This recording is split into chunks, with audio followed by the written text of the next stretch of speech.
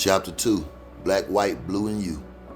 Once you start approaching your body with curiosity rather than with fear, everything shifts. Bezel van der Kolk. As we've seen, white body supremacy and the trauma that causes and perpetrates it lives primarily in the body, not the thinking brain. Now let's look at how white body supremacy causes white, black, and police bodies to view each other. The white body sees itself as fragile and vulnerable, and it looks to police bodies for its protection and safety. Its views of the black body is more complex and deeply paradoxical. It sees black bodies as dangerously and pervasive to pain and needing to be controlled, yet it also sees them as potential source of service and comfort. For most of our country's history, the black body was forced to serve white bodies. It was seen as a tool to be purchased from slave traders, stacked on shelves in the bellies of slave ships, purchased at auctions, made to plant weed and harvest crops, pressed into service and support of white families, comfort and used to build a massive agricultural economy. This arrangement was systematically maintained through murder, rape, mutilation, and other forms of trauma, as well as through institutions, laws, regulations, norms, and beliefs. It is only relatively recently that most black Americans have some sort of dominion over their own bodies. The white body often feels uncomfortable with the black self-management and self-agency. The black body sees the white body as privileged, controlling, and dangerous. It is deeply conflicted about the police body, which is sometimes sees as a source of protection, sometimes as a source of danger, and sometimes both at once. When police bodies congregate in large numbers, however, the black body is not conflicted. It sees police bodies as occupying force. The police body senses that all bodies need to be its protection. However, it sees black bodies as often dangerous and disruptive, as well as superhumanly powerful and previous to pain. It feels charged with controlling and subduing black bodies by any means necessary, including extreme force. None of this is rationalized, and much of it is not even conscious. A great deal of it outright false, rooted in racial myth. Some of it directly contradicts what we constantly believe, as well as much of our actual experience. But our bodies don't care about logic, truth, or cognitive experience. They care about safety and survival. They care about responding to a perceived threat, even when the threat is not real. As a result, our bodies scare the hell out of each other. There's a way out of this mess, and it requires each of us to begin with our own body. You and your body are important parts of the solution. You will not just read this book, you will experience it in your body, all of our bodies. Or where changing the status quo must begin. When I began working with the new clients, one of the first things I do before we start talking about any issues, family histories, or emotions is help them ground themselves and orient themselves to here and now. Work with them to slowly feel their way back into their bodies and then to remember and reclaim them. As you go through this book, you will remember and reclaim your own body as well. We'll start with a set of activities that will help you learn to ground yourself and feel into your body, to notice when it is open, when it is constricted, and what causes it to open or constrict, activate, or settle. A few words of guidance before we begin. When or immediately after you do any of the activities in this book, it's possible your body may have an unusual reaction. You might start shaking or tingling. You might laugh or cry or burp or fart or feel hot or cold. You may feel an impulse to move part of your body in a particular way. An image of that thought might suddenly arise in your mind. An unexpected emotion might bubble up. All of these responses are normal. They don't mean you're weird or crazy. They simply mean you have touched and released some energy that was stuck in your body. This is not only experientially healthy, but good for your body. In the unlikely event your body reacts to some extreme way, stop the activity immediately. Take a few slow deep breaths to help your body settle, then go on with the rest of your day. If that doesn't help and your body has the over-the-top reaction that is too strong to handle, seek out a trauma therapist who can help you move through the stuckness. Again, this is extremely unlikely. Most of the time your body won't have any unusual reactions at all. Body practice. Find a quiet private spot. Plan to spend 3 to 4 minutes there alone. Sit comfortably, take a few breaths. Turn your head and slowly look around in all directions, especially behind you. Orient yourself in the surrounding space if you're indoors. Notice the height of the ceiling, the height and color of each wall, any doors or windows, and any other details that stand out. If you are outside, take a note of any boundaries, such as a footpath, a fence, the edge of a clearing, or the shape of a pond. Notice any plant or animal life nearby.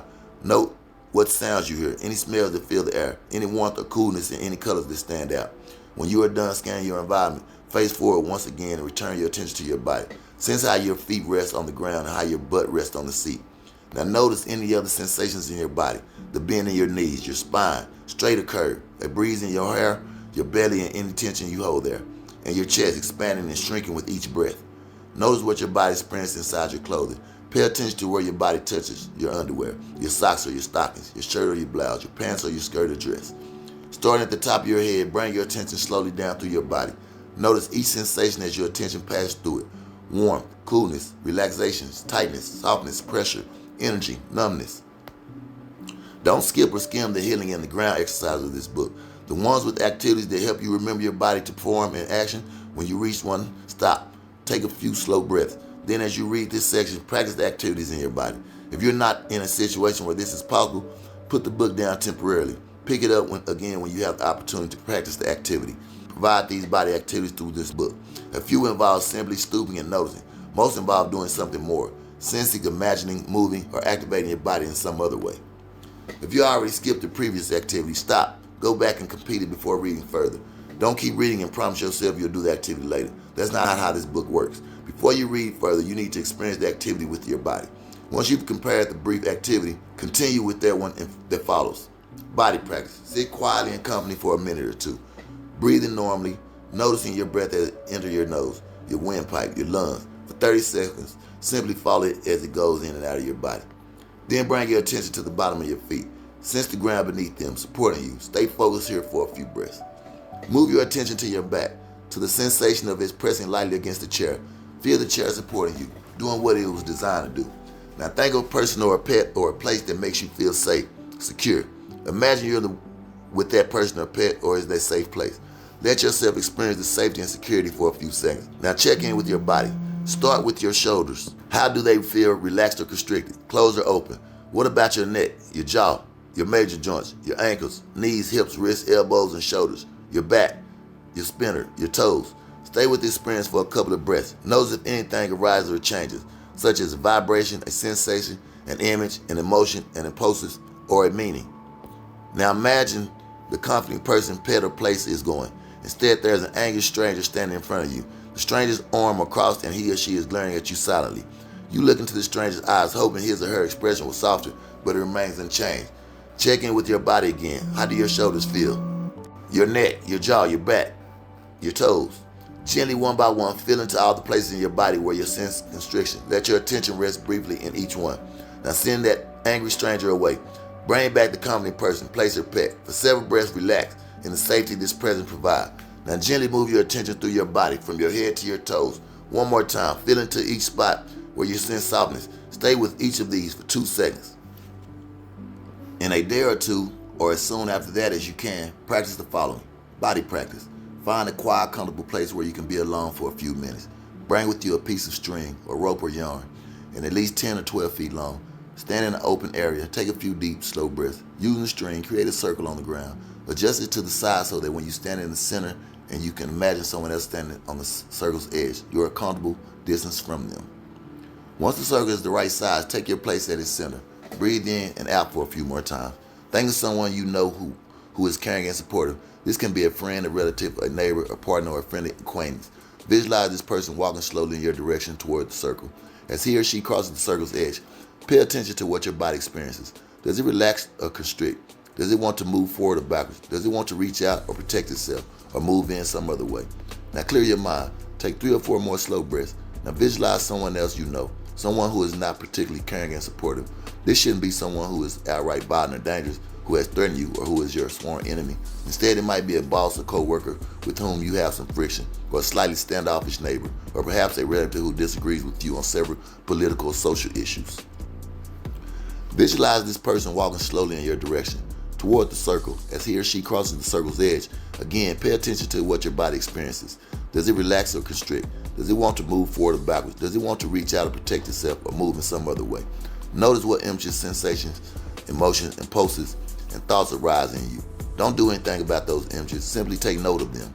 As part of your healing from the trauma of white body supremacy, you'll learn to tell when your body is open, when it's considered, when it is settled, and when it is activated, and where it is pain or discomfort. This will take some practice, and you'll have plenty of opportunities to practice in the chapters to come. In chapters 10, 11, and 12, you'll learn a wide range of ways to settle your body, especially when you're under stress or duress. These skills will prove essential to healing and to creating more room for growth in your nervous system. They will also help you stay in your body rather than fight, flee, or freeze, or go numb when you experience discomfort or pain. Being able to settle into your body is a crucial skill, but settling your body is not the best response in every situation. There will be times when you need to activate your body and act constructively. In fact, when settling is a reflective response rather than a mindful one, it can be a form of avoiding or overriding opportunity to serve or heal. Some people can become extremely or almost scarily calm and low-key under stress. Instead of settling their body in order to tolerate discomfort and fully engage in the situation, they use their body settling skills to disengage and disassociate.